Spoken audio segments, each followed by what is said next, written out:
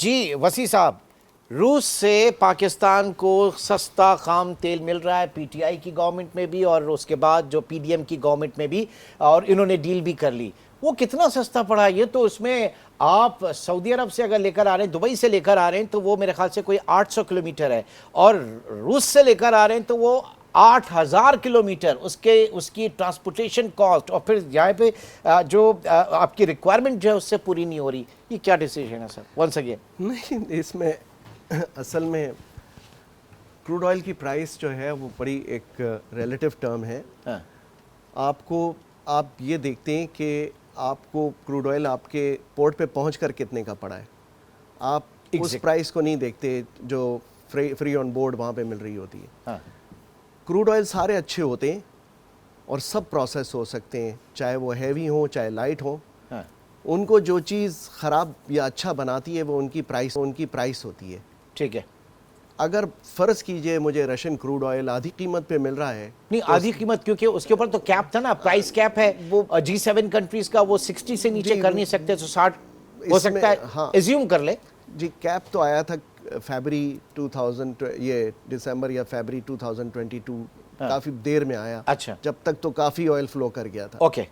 और कैप के भी उन्होंने बड़े तरीके निकाले हुए भी हैं, आज भी वो करते हैं। तो और उस वक्त डिफरेंशियल बहुत था।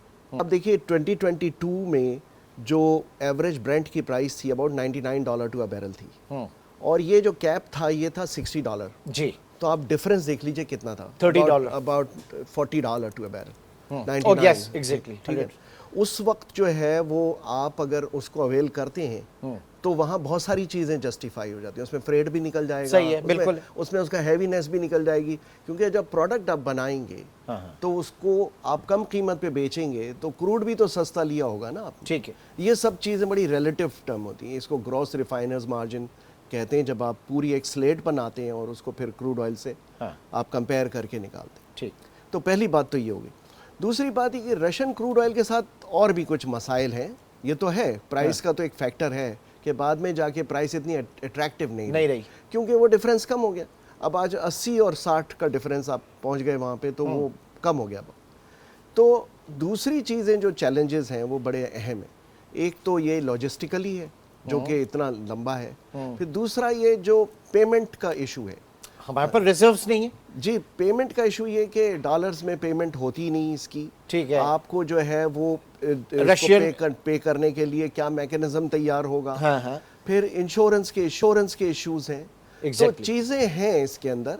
फर्नेस ऑयल का भी डेफिनेटली है, क्योंकि फर्नेस ऑयल काफ़ी बनेगा। अच्छा, उसकी जो पेमेंट है मेरे ख्याल से वो रशियन रूबल, चाइनीज युआन और यूएई दिरहम, जी हाँ, ये तीन थी ना करेंसीज, और ये तीनों हमारे पास ये भी नहीं है ऑनेस्टली स्पीकिंग। तो वो तो अलग बात है कि आप कोई भी क्रूड लेंगे तो आपको पेमेंट तो करनी ही होगी, ठीक है ना। लेकिन अभी तक जो एस्टेब्लिश्ड मैकेनिज्म है पेमेंट्स के, वो तो US डॉलर में ऑपरेट कर रहे हैं। तो वहाँ से आपको चेंज करना पड़ेगा जब आप ये चीज़ करेंगे इस काम के लिए।